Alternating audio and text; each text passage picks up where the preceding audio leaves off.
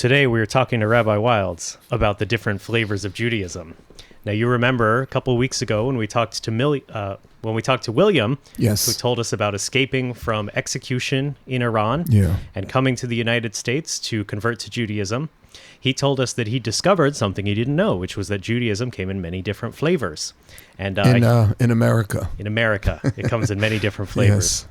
And he started with one Jewish community and then found he wasn't really satisfied with it and moved to another one. And so I think our listeners would like to learn about what different flavors are out there and how they should choose which way they want to live and if they're all the same or if there's important differences. Sure.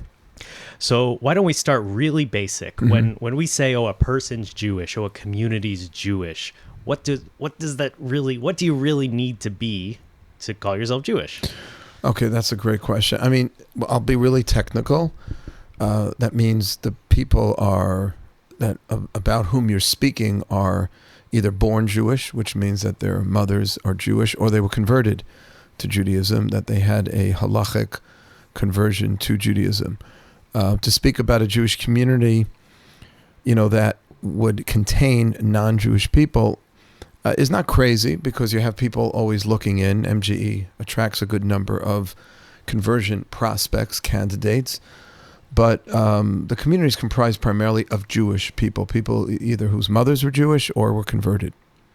So that's how we know if an individual is Jewish. But then you say an institution, like you go to a synagogue. It's like, this is a Jewish synagogue. Well, what does an institution have to do to call itself Jewish? I mean, it has to reflect Jewish values. If an institution is reflecting values that could be successfully argued, representing Christian ideas. I mean, there are, what are the words? Jews for Jesus and other, I'm blanking on the name. Messianic Jews. Thank you very much. And Messianic synagogues. I had a student years ago who came here and he said that his church was the most Jewish place in the world because they were really preaching what he believed was true Judaism. Which is? The belief that Jesus was the Messiah. Oh, right. Okay. And we don't believe that. And that's classically not a Jewish belief. And therefore, just because you consider that Jewish doesn't make it Jewish. What I'd like to do is ground my definitions in thousands of years of classical rabbinic understanding. You can have your own, like the Reform movement. We discussed this, I think, once, Daniel, you and I. The Reform movement went ahead and tried to reform Judaism. They weren't trying to keep Judaism the same. I am trying to demonstrate the profundity and wisdom of classical Judaism. Classical Judaism to me means that what I'm saying now holds true thousands of years ago. And that doesn't mean Judaism is stuck in the mud either. It does move with the times, but it retains its eternal values. Once you lose those eternal values, in my opinion, I don't think you can continue to call it Judaism just because you want to put it under the rubric of Judaism. So you can take two non-Jews and put them under a chuppah, and you can't really call that a Jewish marriage because the two people, there's a chuppah there, and they're using a ring, and maybe even they throw in some Hebrew. Right. But that doesn't make it Jewish. Wow. We just touched on a ton of interesting topics, and we're going to try to get into all of them in detail. Let's do it. So we'll start basic. Jewish institutions, Jewish individuals, they follow the Torah, right? And the commandments that are in the Torah. And you say, well, we follow all 613, but our understanding of how to follow those does change over time. So it's not like we really every day do all 613. Some of them are impossible. Correct. So then how do you judge an institution and say, well, they really are honoring the commandments or they're not honoring the commandments? Because they're fulfilling the mitzvot that can be fulfilled. There's something like 200 plus commandments that are relevant today. So many mitzvot of the 613 pertain to the temple service. We have no temple. Right. They pertain to other mitzvot. Let's say you live in the diaspora and there's a mitzvah of Shemitah, of living the land fallow. So that's not going to pertain to you. There's a mitzvah to pay your employees on time. If you don't have a business, you can't keep that mitzvah. And there's no mitzvah for you to start a business so you can perform that mitzvah. So not every mitzvah pertains. But the mitzvah that do apply and are relevant, how do you go about performing them? Do you just say, hey, you know what? I want to keep Shabbos like this. For me, Shabbos means, and that's nice, and I'm not saying that's a terrible thing, but you can't call that classical Judaism just because you want to keep Shabbos by standing on your head all day. For 25 hours, I feel it's a great cleansing experience to stand on my head. To me, that's Shabbat. And you could say, by the way, to you, maybe that is Shabbos. Yeah. But you can't start calling that Jewish Shabbos. Okay. So we've used the words traditional, and we've used the words, let's figure out, when you think of like, which Jews really follow all the commandments, which Jews do their best, you think Orthodox. And MJE is Orthodox? I mean, I hate using those terms because they're divisive. Okay. I guess if we have to label, then, I was raised in the modern Orthodox world. I believe in modern Orthodoxy. We can talk about how modern Orthodoxy is different from ultra-Orthodoxy, Haredi Judaism, or, but I like, and I've done this for many years at MG, because these words are very off-putting. They tend to create divisions when, for no good reason. Well, I remember thinking, as I was like looking into the path of tshuva and becoming more observant and thinking, I want to be religious, I want to be a good Jew, but Orthodox, I don't know if I'm up for that. It's so much commitment, it's so much you have to do. And it's probably how it turns people off of that idea. It is, and I don't think we have to use the term. And this may be a little controversial because the American Jewish community got so used to these boxes. Yeah. That, if you want to describe your Judaism, you have to say, is this Orthodoxy, conservative, reform, or reconstructionist? Yeah. And I get that, and I guess there's maybe an intellectual honesty to that. But what it makes it sound like is that the Judaism I'm practicing is 70, 80 years old, or as old as American Judaism is, right? The Judaism I want to observe and practice, I want to know that a Jew was living this way 2,500, 3,000 years ago. Now, obviously, there are going to be some differences because the world has changed and our understanding of the halachic system has become more developed over the years because halacha does evolve and develop. But it doesn't change fundamentally. The core principles remain the same. Do you remember that story that we studied in fellowship with Rabbi Akiva and Moshe, Rabbeinu Moses, our teacher? Yes, Moses travels through time. Yeah. So Moshe is getting the Torah in Har Sinai, and God starts talking to him about Akiva, this Jew who's not even going to be alive for another 1,000 years, lives during the Roman era. And God tells Moshe that he was showing him these pretty little crowns that we have on top of the Hebrew letters in the Torah.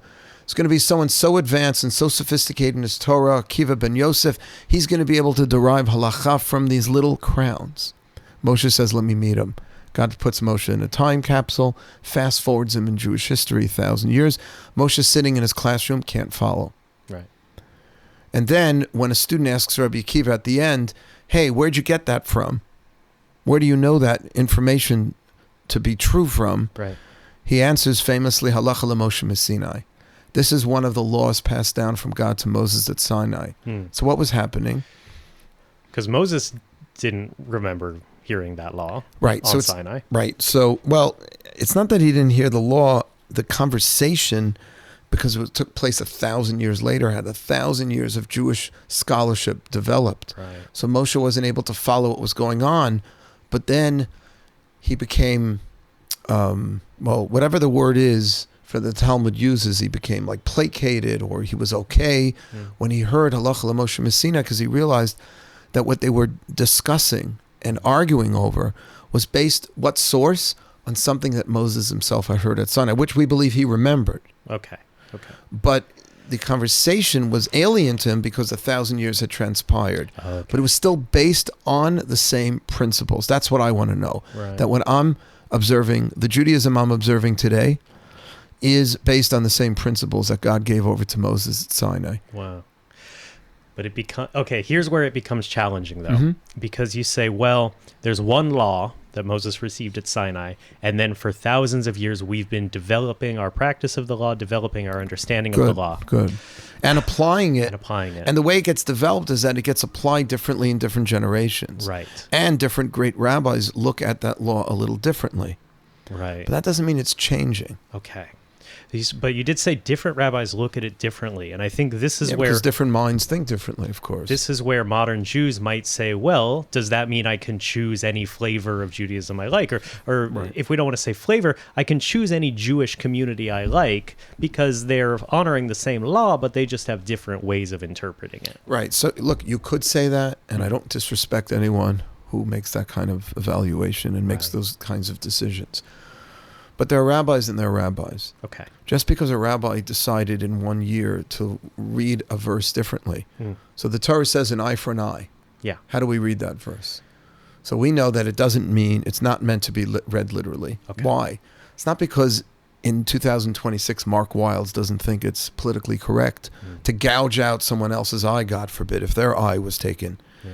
It's because the rabbis, the sages of the Sanhedrin, representing the universal, which had universal acceptance amongst the Jewish community, as long as that Sanhedrin sat and adjudicated Jewish law, which from the days of Moses until the Roman period, when the Romans basically banned it and took it apart. For those years, those sages were the ones whose interpretation of the biblical text mattered. No different than, let's say, the Supreme Court.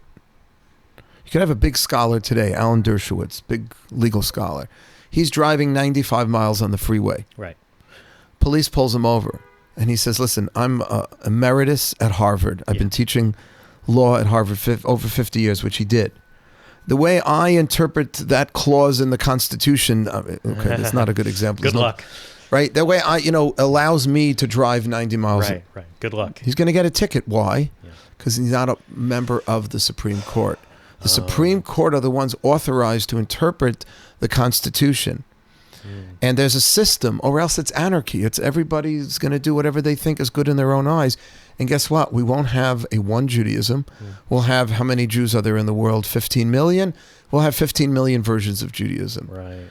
And we also won't have an authentic understanding of what traditionally this verse means. And of course, we do need the sages of the Sanhedrin to tell us some verses where we don't have a received tradition. We talked about that in our last discussion. Right. Sometimes we have a received tradition, color of tefillin, shape of tefillin. Those are received traditions. Halacha l'Moshe Messinai. Right? But marriage, how a man marries a woman, there is no received tradition on it. That's why there's a debate in the Talmud, and the rabbis weighed in, but it was the rabbis of the Sanhedrin whose opinion mattered. I'm not saying that what you and I come up with when we study Torah together doesn't matter, but it doesn't have that authority. Okay. Even if you and I were the greatest scholars, even if you were Moshe Feinstein and I was Rabbi Joseph Soloveitchik, and our opinions would matter in terms of how to answer contemporary questions, but we can't change the classic understanding of an eye for an eye. Okay. That's left to the Supreme Court, if you will, the Sanhedrin. So does that mean that in order to have a Jewish community that you would say is doing it right or that's worth joining, they have to be, the way they practice has to honor the long tradition of the great rabbis. They can't just decide to overturn all the decisions that have been made over the thousands of years. 100%. And by the way, that's why we have certain practices. I'll give you a good example. Yeah. In the diaspora, we keep a second day of the holiday. Right. Why? To make sure that we're observing at the same time they are in Israel? Because when the calendar was originally created, Yes. there wasn't a fixed calendar. It was based on the testimony of two Jews who would see the moon being full. They would come into the temple and testify that the moon was full, and the Beit Din, the Jewish court, when there was a Sanhedrin, would say that this is the Rosh Chodesh, this is the beginning of the new month. And they would send that message out to the Jews living in the diaspora. How would they do that? We actually know where the fires were. They created fires, which could be a way of communicating the message. But there was a Sfeika Diyoma, the rabbis say. There was a question of a day, because it took time for information to travel. Yes. So the rabbis ordained, the sages of the Sanhedrin ordained that for Jews living in the diaspora, because we're not sure, because of that gap of 24 hours, we want to make sure you're keeping the holiday. So in Israel, you only have to keep 1 day. Right. In the diaspora, Jews are keeping 2 days called Sveika Diyoma because they're not sure of the second day or not because of that 24-hour gap for the information to travel. Today, we have a fixed calendar. You can open up your Bank Leumi calendar, and it'll tell you when Shavuos is going to be, when this is. We don't even have that anymore.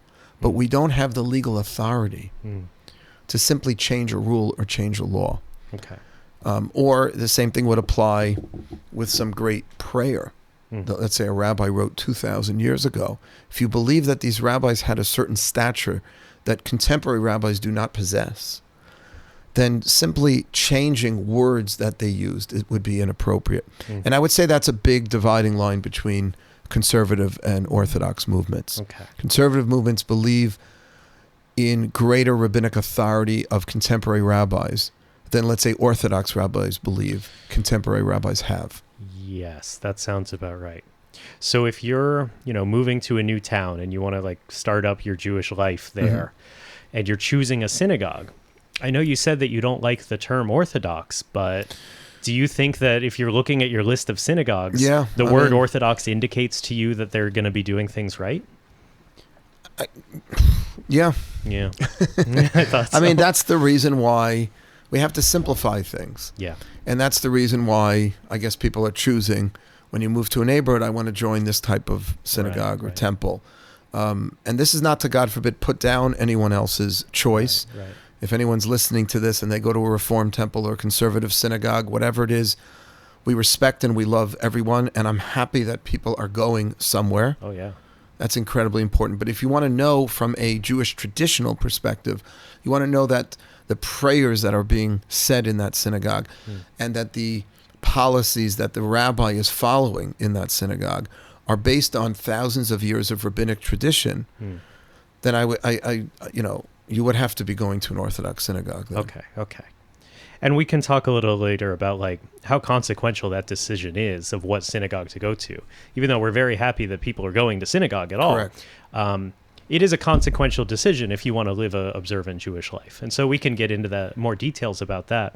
I want to know about Orthodox Judaism, because when a lot of people think of Orthodox Judaism, and definitely my parents thought of this when I told them I was getting involved with Orthodox Judaism, they think of the long black coats and the big white beards and the curls, the peyot, and the big black hat.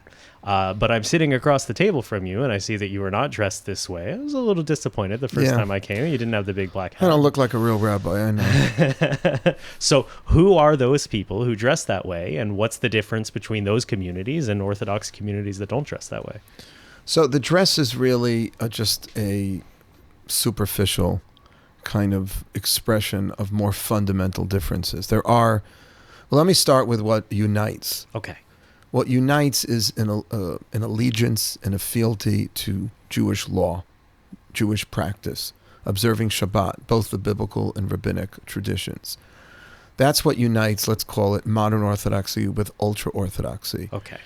What separates, we both have a commitment to halacha, to Jewish law as seen through the eyes of the great sages, with all those nuances that I just shared with you before about, following the Sanhedrin more seriously than, let's say, a contemporary rabbinic opinion of not that we don't take contemporary rabbis and their opinions seriously, but they don't have the same legal authority. All of that is across the Orthodox board. What separates us, I think, is the philosophy of integration or not. The ultra-Orthodox world believes in less integration in the outside secular world. Hence, the dress is different. The attitudes towards Gentiles, I think, are different. Yeah. And I want to make sure this doesn't sound bad. It's not about what people believe the world should be like. It's these Jews saying, we don't want to be that integrated in the rest of the world. True. We want to have our own world and our own businesses, and we kind of exist in our world, and we minimize the influence from the outside world. They want to do that to be able to preserve what they believe. Right. And listen, let's face it, the modern Orthodox community does the same thing.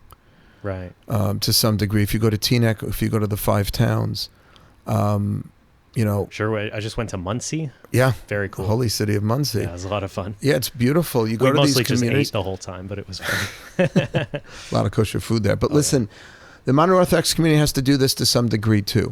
If you assimilate your kids at too early of an age, or really maybe at any age, because we're all human and we're all affected by our surroundings. So we all have to create some kind of cocoon to some degree. The question is, do we see some values in our secular society beyond the Jewish community that we're okay with, that we feel that we can raise our children together with? Maybe there are certain books, ideologies, philosophies, movies that we think could really enhance our relationship with Hashem and won't threaten, the kind of Torah perspective we want to give the next generation or ourselves. So everybody is doing this to some degree. Okay. So part of what defines modern Orthodoxy is a willingness to have modern movies and modern music and modern art be a part of your life. Right. Now, with a caveat, meaning as long as you don't think those, movies, books, whatever it is, are going to somehow corrupt the vision you believe Torah is all about. So I remember Rabbi Dr. Norman Lamb of blessed memory. You're a Lamb fellow, Daniel.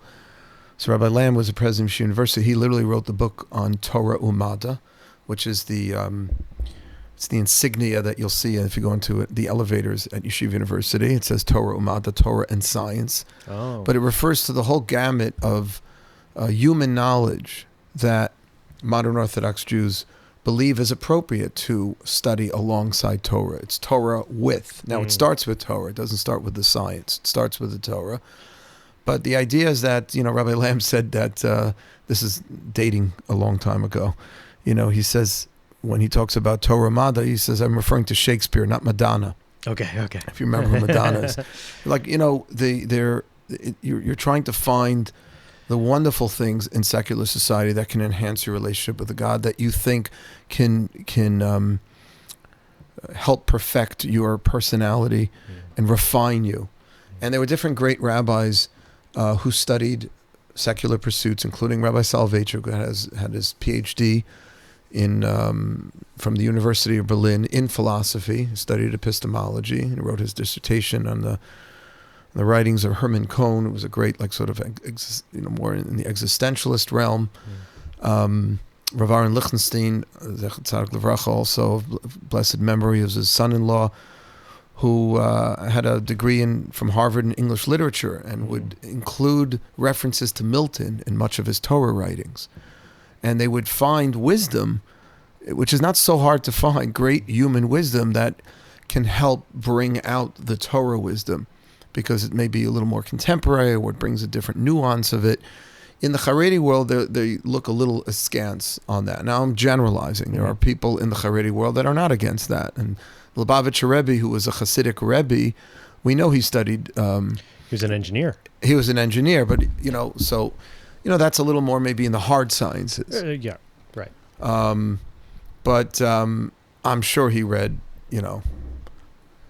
material from the I don't know personally, but well, when you read his biography, he knew everything, and he knew a lot. He knew the answer to every question anyone asked him. Right, and a lot of the great Torah sages, even in the Haredi and the more ultra-Orthodox world, were quite well read and literate in other areas, but it's not taught as a value. Okay. It is taught as a value in the Jewish day school system within modern Orthodoxy. Okay. So we have a few terms floating around now. We have Haredi, we have ultra-Orthodox. Those are basically the same thing. And then there's these people called... Haredim means trembling. It just means like you're really serious about your Yiddishkeit. Oh, wow. Now, that's not to imply... my friend Elon Gold, he's a comedian. I think he's so funny. And he's, he talks about modern Orthodoxy. What is modern Orthodoxy? Right. It just means not so Orthodox. It's like the girl is modern pretty, he says. Okay, yeah. She's not so beautiful, like whatever. I mean, like that's the way he uses it. Yeah. And it is often used that way. Like if I was really living the true Torah life, right, I'd be an ultra-Orthodox Jew. I'd be a Haredi Jew. I don't believe that. Oh. Then you should go live that life. You're living what we call in Hebrew a b'diavad lifestyle. B'diavad means like after the fact, like secondary. Right. You should live what you believe is the ideal. Right. I don't believe the ideal is cutting ourselves off from all of secular culture. I don't believe the ideal is cutting ourselves off from a belief in the state of Israel because it's run by secularists, Right. which not all of it is, but it was founded essentially by secularists. So I would say there are three major distinctions between ultra-Orthodoxy, Haredi Judaism, and modern Orthodoxy. Okay. We've already talked about two. Right. The third is the most complicated. The first two were the integration into the modern world, and if they're willing to integrate. And the other one was the style and culture? So, maybe there's four. Okay. I guess the integration is more a reflection of the concept of Torah Umada. Right. That's more the philosophical take on it. But do you believe there's wisdom out there that your kids should study and you should study that in concert with Torah to be the best possible Jew? Or is it a Torah-only approach? Right. That's one. Two, I would say, is Zionism, is the issue of Zionism. Okay. The modern Orthodox community is primarily what we would call religious Zionist, Okay. following either Rav Kook's approach or Rabbi Soloveitchik's approach, and they had very different approaches. We'll talk about it in the fellowship class. But we believe that the state of Israel has some kind of religious significance, even though it's not run by halacha, it's not run according to Torah law, Right. but it's still in the land of our forefathers, and it's creating perhaps the beginnings of the Messianic redemption, Rav Kook's view, or the way that the creation of the state was formed seemed to be an indication of coming from a higher place, Rabbi Soloveitchik's view, who he used the term Yad Hashem, like the hand of God. How could you not see the hand of God in the creation of the state? Of course. And therefore there has to be something special to it. The Haredi world doesn't subscribe to that. Okay. The Haredi world either thinks in the more extreme Haredi world on this issue, like the Satmar, who believe that they're really anti-Zionists in the sense, or the more Parva, which is the bigger, that it's, you can't really view a government that's not following the Torah as having any kind of holy virtue to it. Oh, okay. Okay. So that's the second thing. So Torah Mada, Yes. Zionism. Zionism. And then the third thing I would say is the role of women. There's a little more of an emphasis in the modern Orthodox world on training women leaders / Torah teachers. And a belief that even though maybe from a purely technical point of view, there is no mitzvah for a woman to study Torah, she doesn't have the same mitzvah as a man to study Torah, that doesn't mean women shouldn't be learned. They should still have the same access to study Talmud like men do, and they should become teachers and leaders, obviously within the rubric of halacha. Right. Because everything has to follow. Remember we said the one point of commonality between all parts of the Orthodox world is that we all have a fealty and allegiance to the halachic system. Right. So, so the halacha does have some limits on what women can do in a religious context. yes. But if you're a woman listening, or integration of women is important to you and you're listening, you shouldn't assume that Orthodox means that the women have to sit quietly in the balcony or whatever. Correct. And because in the modern Orthodox world, there's a big push to involve women. Involve women in leadership positions, again, within the realm of halachic system, which would require certain, let's say, rules of modesty. Right. Now, obviously, rules of modesty apply to men too, but they're more pronounced with women. And we can talk about that another time. And that there should be more, we should be educating our daughters to be scholars. Right, right. And not just like have a perfunctory, superficial knowledge of Judaism.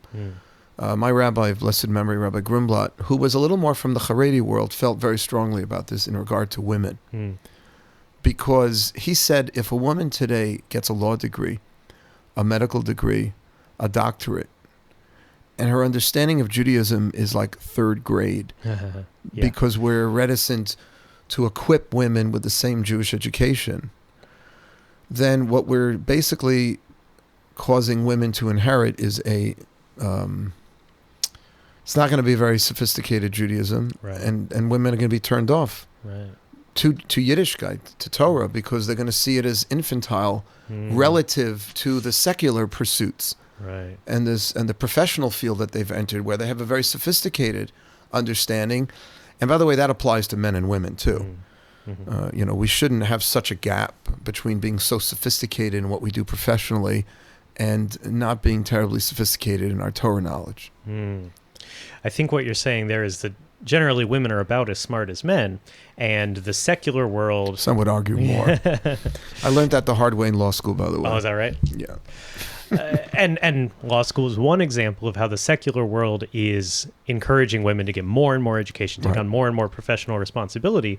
And so these smart, educated women will put lots of energy into developing professionally. But if the community doesn't do its part to show women the richness of the Jewish experience and the richness of Jewish learning, then of course they would prioritize professional development over Jewish development. 100%. And we would lose those participants in the community. Yeah, there's no question. And that's happened to some degree. Yeah. Now, it's ironic is that probably the largest education for women started with the Beis Yaakov movement, with an incredible woman named Sarah Schneer who began this because she saw that women were just gossiping and in the back of shul, and they weren't really praying because they weren't really taught what the prayers were about. And right, I guess if you learn that your contribution to religious life, at least in the synagogue, is not that important, then of course you'd become interested in something else. You'd miss that opportunity. Exactly. So all of these things are values for everyone. I don't want to exaggerate the difference between, let's say, modern Orthodoxy and Haredi Judaism, but there are differences. Okay. You pick up on them. Most people pick up on them in the way we dress. But those are very superficial kind of expressions of something deeper. Okay, so we learned about the differences between like modern Orthodox approach and Haredi approach, but I want to make sure we're really clear in expressing when you see, people with like the dark clothes and the big hats, it's not that those people are more Jewish or more observant than modern Orthodox people who wear just kind of normal suits. They're both, all these Orthodox communities have an equal commitment to Jewish law and Jewish observance, right? Yes. Having said that, we know that some communities are better at certain parts of Torah than others. Oh, well, fair enough. And I hate to say it because I'm a modern Orthodox Jew, but the Haredi world is more devoted to Torah learning. Oh, okay. Than the modern Orthodox world is. I think so statistically. They keep their kids in yeshiva longer. They make more sacrifices, I think, for Torah study. And I think the typical Balabayits, the typical, let's say, Joe Jew coming out of the Haredi world is more learned than the typical modern Orthodox Jew. And I don't think that's a controversial thing to say. Okay. But maybe, I don't know, is that built into the systems or is that just what's happened? That's just what's happened. Okay. It shouldn't be that way. Right. Now, someone listening to this will say, no, it's built into the system because if you value studying Milton or Freud or Shakespeare, there's only so many hours in the day. Right. So you're going to, now your curriculum, whereas in a typical Haredi school with kids, I'm a bit of a, and I do believe we shouldn't just put ourselves in one camp and not benefit from some of the merits that the other camps have. Oh, sure. So for example, I put my 3 boys in a little more of a Haredi school when they were younger because I wanted them to get certain skills of learning skills, and also a certain commitment to Hashem. Yeah. Where I think they talk about God a little more openly than in the more modern Orthodox schools. I'm generalizing. It's where I was living, where I'm living in the city, and I had to make a choice. So I don't think it's wrong to mix and match a bit, but I just lost my train of thought. Where was I going? I was talking to that we can benefit from the learnings and the teachings of other types of communities. And even if we're not Haredi, you can benefit from sending your kids. Yeah, but there was something you said before that. The commitment to halacha, whether it's more? I mean, yeah, I think that whether it's built into the system, because if you're studying other things, there's only going to be a certain amount of hours in the day. Right. And if you want your kids to be well-versed in the classics, then it's going to come out of the time that you're teaching your children Chumash, or the 5 books and Talmud. Right. Okay. So that's, And you might think, well, if you want to make good money in the modern world, you have to have this kind of secular education, but Haredi, ultra-Orthodox communities, they seem to do pretty well. They figure it out with just Torah learning. I guess so. I guess, I was raised very old-fashioned. Like, you go to college, you get a graduate program. Things are changing in the world, and I think a lot of people are losing their faith in college education because of what's happened with Israel and what's just happening at the colleges. What's happening with the colleges, the extreme wokeism that's found its way into... Tell me about it. Into college, right? I know that you are passionate about that. Some of that stuff, but I don't know. I think beyond making money, there is a value in studying literature and philosophy. That isn't Torah per se, but knowing enough Torah, and here's the key: to know when you're treading on dangerous territory and when you are reading something that really contradicts and conflicts with Judaism, and being strong enough eventually to be strong enough to say, you know what, I can handle that. I can read an opposing view on evolution or whatever it is, or something that might conflict or contradict my classical Jewish values, and I can still maintain myself as a committed Jew. That's really what we aim to do in the modern Orthodox world, which is to create strong enough Jews to withstand. I'm not so sure how successful we are being. Well, it's an ongoing project, right? Correct. Okay. So we talked about ultra-Orthodox communities. We talked about modern Orthodox communities. And earlier we mentioned a little about Reform and conservative communities. And you expressed very strongly that it's good that people are going to synagogue. If that's the kind of community that you go to, it's good that you're involved. It's good that you're engaged in Jewish life. But maybe we should talk a little about like what's at the core of these movements, and whether it is a commitment to halacha or if it's something else.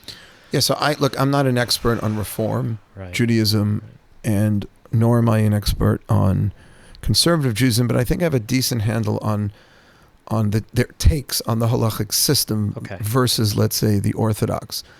The Reform is easy. Yeah. They don't subscribe to it, period. They're not trying to subscribe to any kind of halachic system. They believe... You're not taking some big shot at them by saying that, right? No, I don't think that's... Now, there might be some Reform rabbis that are more traditional. Right.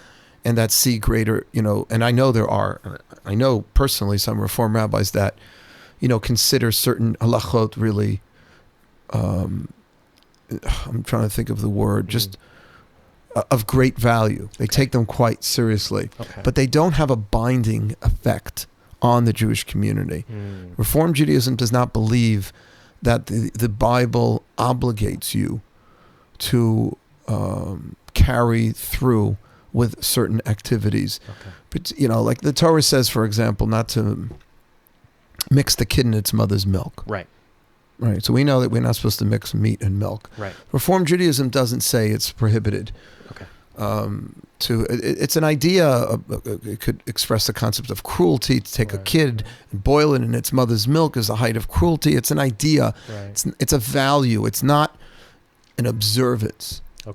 Whereas we look at the oral tradition's understanding of the verse, and we see that it not only bespeaks a value of sensitivity to animal life, but it also bespeaks a practice, that there's something about meat and milk that we need to stay away from. And there's a lot of Kabbalistic explanations for what happens when meat and milk comes together, and the impact and the effect it can have on ourselves, on our person, that the Torah wants us to stay away from. So I would say that's an example. The conservative movement fundamentally accepts that the binding nature of mitzvot, unlike the Reform. And it's interesting because the word conservative means they were trying to conserve. The Reform movement was going very far in reforming Judaism, that the conservative movement, which is an American movement, the Reform Judaism started in Germany in the 1800s. The conservative Judaism started later here in the United States to conserve Judaism, but did not have the same, let's say, fealty to rabbinic tradition, I would say, as, let's say, the Orthodoxy does, and believes that contemporary rabbis have greater power than, let's say, Orthodox rabbis would believe they have, or we have. So I'm no expert on Reform Judaism either, but it was the community I grew up in, for the first 13 years of my life. And then for some reason I dropped off around age 13. But as far as I know, the idea in Reform Judaism is that we are bound together by the Torah, but the individual has the authority to interpret the Torah. And so you as a Reformed Jew, as a person who identifies as a Reformed Jew, you are not bound by the Torah. You have the authority to choose what parts of the Torah you want to honor. So I think that's the Reform approach. I think that's my understanding. That's accurate. Yeah. And the conservative movement is a little more complicated. Right. Well, I can try to define conservative movement in those terms as well, and you tell me what you think of it. As far as I can tell, the idea of the conservative movement is you as a Jew, you are bound to halacha, but the rabbis of the conservative movement have the authority to reinterpret / evolve / possibly just remove certain laws from the list of laws you have to follow. Yeah, I mean, it's a little oversimplification, but I think it's pretty on. Yeah. I don't think in the 50s or 60s, when the conservative movement was more traditional, they would probably agree with the last part of what you said, that you can just change it willy-nilly. Yeah. But unfortunately, it seems to be what's happened. Yeah. And the fact that you can have so many conservative reform temples merging today shows that these two ideologies are not nearly as distant as they once were. Okay. From each other. Yeah, because you have this happening in a lot of, I'm not happy about this. This is not good news for the Jews, but a lot of conservative reform synagogues are shrinking. Yeah. And they're making the decision to combine. So you figure it shouldn't be a problem for reform temples to combine, but how would a conservative reform get it together? Right. And it seems to be working, which is an indication that has the reform become more to the right, or has the conservative gone more to the left? Right. I think it's the latter. I think so too. Yeah, as far as I can tell. And just to give to give conservative Judaism its best chance at standing up for itself, I think what a conservative rabbi would tell you is that we're not changing the law willy-nilly. We're freeing the Jewish people from certain laws that offend human dignity or that make it unpleasant to follow Judaism in the modern world. Right, and they'll say that human dignity trumps this kind of thing. Yeah, that's exactly what they say. Right, the question is, what's the basis? Right. How do you have that authority to do that? Because obviously human dignity is an important thing. Right. But if there's no tradition that we have, no precedent to change a rule or just erase either a rabbinic law or even a biblical law because of human dignity, which is what's happening. Right. I'm just not sure where that comes from. Well, it seems like you have to answer the question. You as a Jew have to answer the question, do I believe that the Torah has a due honor for human dignity? And you could say, well, I think one answer is the Torah comes to us from Hashem. Hashem made us. Hashem loves us more than anything in the world. Hashem wrote the Torah in our best interest. And so, yes, I believe that the laws in the Torah, even though they're difficult to follow, even though they're challenging, they do have a due respect for human dignity.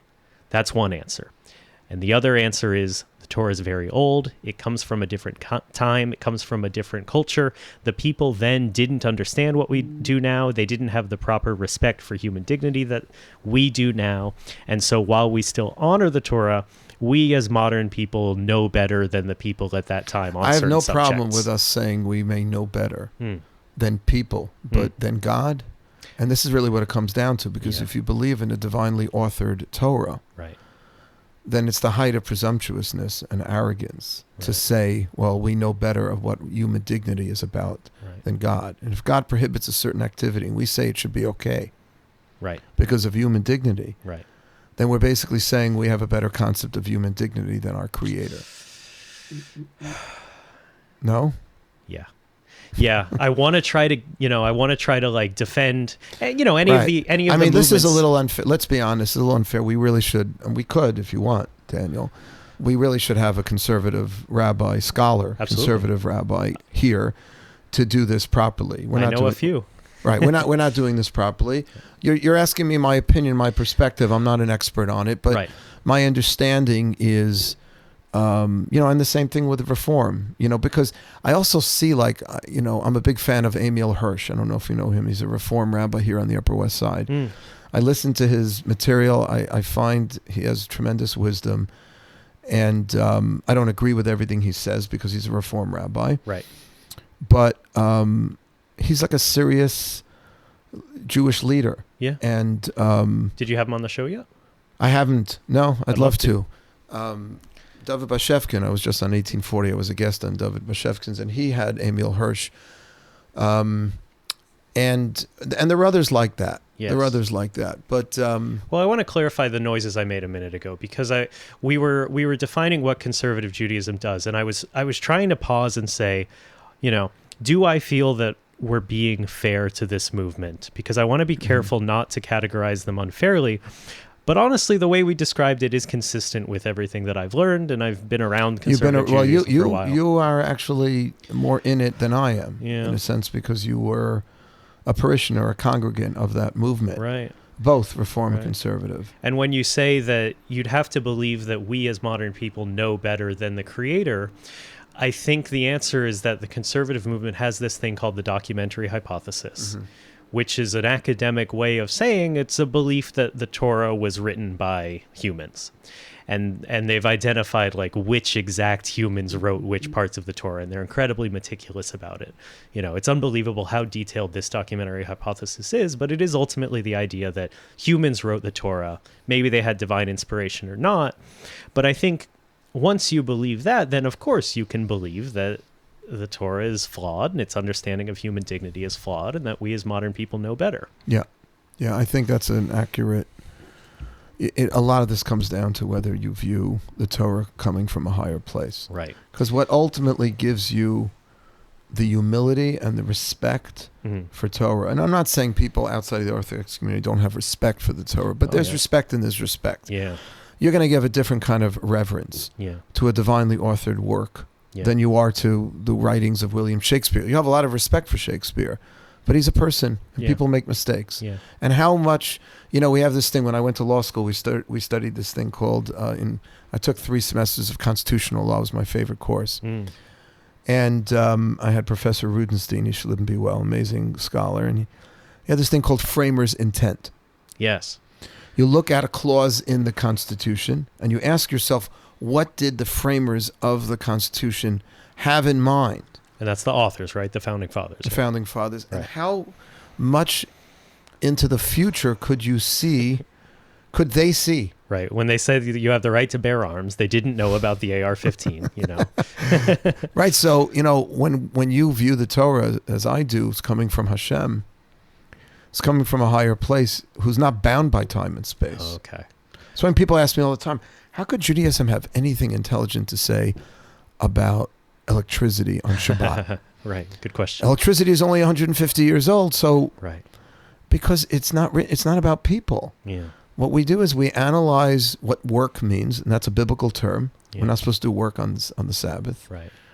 And does our understanding of the biblical concept of work and our understanding of what is involved in electricity, the completion of a circuit, maybe the creation of fire, whatever, does it fall under one of the 39 categories of work that the oral tradition interprets the biblical phrase, "Thou shalt not do work"? So I don't need electricity to be thousands of years old for me to have to say something about it. It can be 10 minutes old. Right. I remember when I was in YU, I was in rabbinical school. I went to a lecture. I saw a flyer up. Rabbi Bleich was one of my professors at law school and in rabbinical school. He's an amazing rabbi, lives on the Upper East Side, big scholar. He was teaching a class about artificial insemination and halacha. And I was like, tricky. Why would halacha have anything? I went to an hour and a half lecture with at least 25, 30 sources on the issue of artificial. And a lot of people would say, well, Judaism is not going to have anything to say about artificial insemination. It's 10 minutes old. Right. But Torah is God's wisdom, and God's wisdom encompasses literally everything. Right. And that's the beauty of Torah, that the more you analyze it and turn it upside down and pull it in and pull it out, you're gonna find it all there. You're gonna find the answers to these age-old questions and new questions. Yeah. So Thomas Jefferson didn't know about electricity, but Hashem did, and that was all rolled into the wisdom of the Torah. Right. Wow. So that's our understanding. And I don't know if the other movements have that kind of faith. Yeah. And without that kind of faith, you're not going to be able to analyze these modern day issues, in my opinion, through a true Torah lens. Because the true Torah lens has to come from seeing it coming from a higher place where there's true wisdom beyond time and space. Yeah.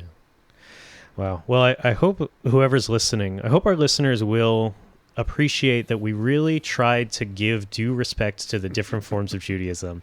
We didn't want to just characterize them as they don't care about Judaism. We really tried true, less true, not true. Yeah. But I will say, I want to say this again. We still didn't do them justice.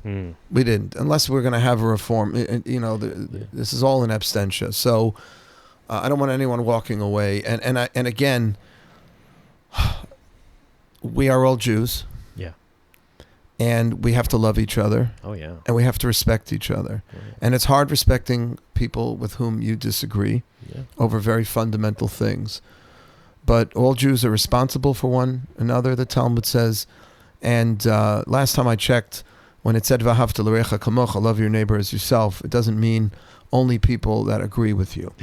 Only your Upper West Side modern Orthodox neighbor. Yeah, and this applies to everyone. And I'll go back to the Orthodox versus ultra Orthodox for a minute. My friend Ephraim Goldberg, I don't know if you know Rabbi Ephraim Goldberg, great rabbi in Boca. When he was asked what kind of Jew is he. Now, he's a Yeshiva University graduated. We were, and while you were around the same time, and we're very similar types. But I liked his answer, which is that there are certain great Hasidic sects, like the Rav Nachman of Breslovs, the Breslovers. They're very happy. I'd like to be a Breslover when it comes to joy and happiness. And I'd like to be a Satmar type of Jew when it comes to the way they help people in hospitals. Do you know that most New York hospitals have these, I don't even know what we call them. They're Bikur Cholim rooms. Yes. Visiting the sick rooms, but they're replenished every day with fresh kosher food. And they never ask anyone for any money. Yeah. Or anyone, what kind of Jew are you, to eat the food. Right. Okay, so I'd love to be a Satmar Jew in regard to that. And I'd love to be a religious Zionist Jew when it comes to Israel. And I'd love to be he gave like an answer like that. About a Chabadnik when it comes to hospitality. Correct, when it comes to Jewish outreach. Yeah, we should all be Chabadniks, I saw a guy on Friday, was going to get some flowers for Shabbat. I passed just from going from my apartment on 86th. Yes. I went with my son to the mikvah on 74th Street, Erev Shabbat. 2 sets of Chabadniks. Did you put on tefillin today? You know how cold it was on Friday? Right. These guys were standing out in the freezing cold. Right. So I kind of want to refine a little. You'll ask me what kind of Jew. I'll tell you I'm modern Orthodox, but there's a lot of other types of Jews out there that are really beautiful too. Great, I love that. And we should learn to appreciate each other and see the value in each other's Torah approach. And I realize that we can't maybe do the same thing exactly when it comes to conservative Reform Judaism on the ideological level. Right. We can do it when it comes to loving fellow Jews and helping fellow Jews. Oh, yeah. Because conservative and Reform rabbis and Jews, A, are Jewish, and B, are trying to help in the way they understand their Judaism. And we should love and respect that too. Great. I want to ask about one more group. There are communities out there that call themselves Jewish, call themselves synagogue, and they say, we are practicing the true form of Judaism because we believe in the Torah, and also we follow the teachings of a more recent rabbi named Yeshua, also known as Jesus, and they'll say that the teachings of Jesus are actually part of Judaism, and that we've incorporated them into our Jewish practice. Well, for this very simple reason that the Sanhedrin, the Jewish high court at the time when Jesus lived, determined that he was not, in fact, the Mashiach. Okay. And once he's no longer the Mashiach, and they even deemed him guilty of bringing Jews away from Judaism, from classical Judaism, we don't really take his teachings as being Jewish teachings. Okay. That's not to say that he couldn't have done some other good. Right.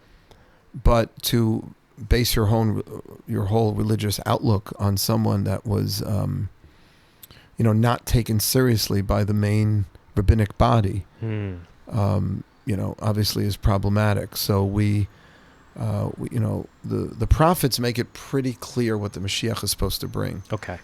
And Jesus does not fit the bill. Interesting. So you'd say that you're open to the idea that Jesus had valuable teachings, open to the idea that maybe even Jesus had some valid criticisms about how some Jews at the time were observing in a hypocritical way? Sure. Okay. We have other prophets, people we consider authentic prophets, Yes. that were critical of the Jewish community's practice. The Torah is filled with, self-critique. Oh, yeah. But so we're not offended that Jesus criticized the way the Jews were practicing. But we don't, he's a little more of a self-appointed. Of course, he had followers. Right. But that doesn't mean that his teachings have any kind of spiritual, divine validity to them. I would take things he said as seriously as I would take any other human being, who was trying to do good in his or her time. I would take their teachings seriously also, but they don't have the level of a prophet or of what we would consider a authentic Torah spiritual teaching. Okay. So we might say, lots of churches do good for the world. If you're not Jewish, it could be good for you to be a part of a Christian church. Mm-hmm. But if you believe that Jesus was the Messiah, or you have Jesus' teachings at the center of your religion, you're not a synagogue. You're not Jewish. You can't be. Okay. You can call yourself that, which is a ploy for some of the proselytizing groups to get young Jewish people, not necessarily learned Jews, because the more learned you are, the more you see this as a farce. Okay. But it's been a tactic. I had a student who was coming to MJE, and I was trying to, bring him into the fold, nice young Jewish man. Yeah. And he kept telling me that his synagogue was more authentic than ours. And I said, well, why are you celebrating the Sabbath on Sunday then? Right. Okay, our Shabbat, very, very clear in the Old Testament, is on the seventh day, not the first. Okay. Christians observe the Sabbath on the first Sunday. Day. You're not Christian. I said, you're Jewish. Right. And I'm a big advocate of others following their religion. Right. Even though I disagree with its tenets, I still see a lot of value in Christians following their Christianity, Muslims following their Islam, unless it leads to bloodshed, terrorism. Right. And maybe a Christian church could say, well, we want to honor the Old Testament, what we'd call the Torah, the Old Testament, more than other Christian churches do, and maybe we're going to incorporate some of the practices that come from that, but they should still call themselves a church. 100%. Okay. And we need that distinction, or else we're going to have a lot of very mixed up people in the world. Wow. Okay. And by the way, this is very, very important, because I think in general religion is on the defensive in the world. Yeah. And I have a lot of respect for Christians and Christian pastors who are trying to promote a lot of Judeo-Christian values through their churches. Yeah. So that would be a really wonderful thing for people to be active in their church.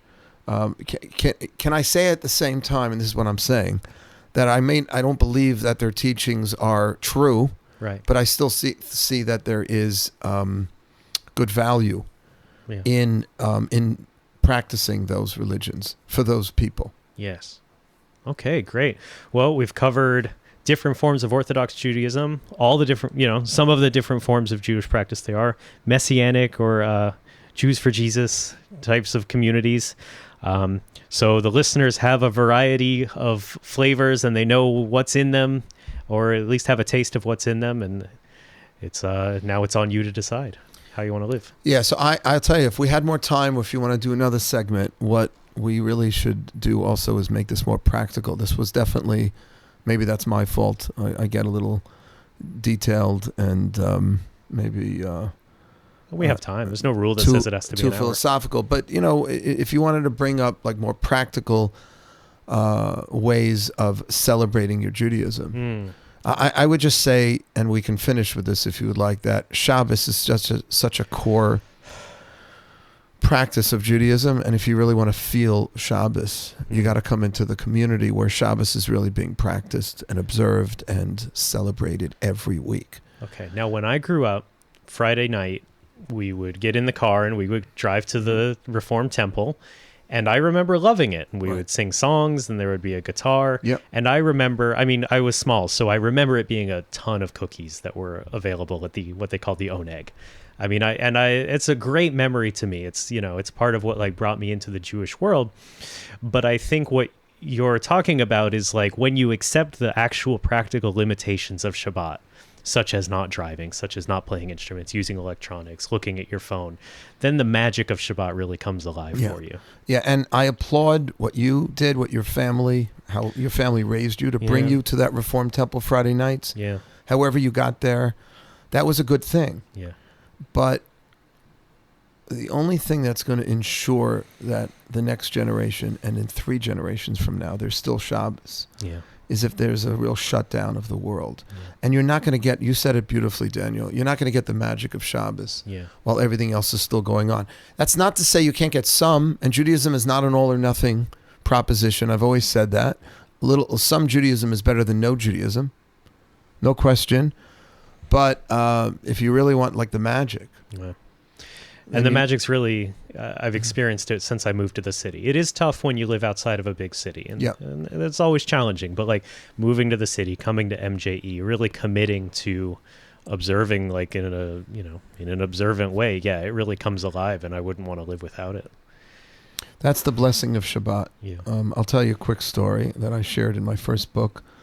Marianne Williamson, radio talk show host. Did I share this with you? I don't remember this. Such a powerful experience she had with her 8-year-old daughter. Okay. They were both working side by side. She was on her laptop answering some emails. I think we heard this on the podcast. Yeah. Let me see if I remember it. They were working together on emails and the power went out. The power goes off. Yeah. And they have nothing to do for the next 20 minutes. So they light a candle. Yeah. Because the little girl was scared. It was the first blackout. And they just start talking.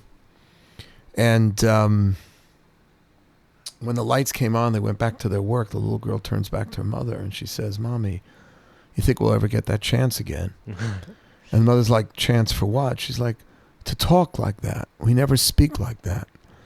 See, you can't get the kind of human interactions that we used to have without a technological shutdown. Yeah. And that's what Shabbat is. Yeah. So I applaud anyone who's doing some Shabbos, but if you want that magic, you need a little of a blackout.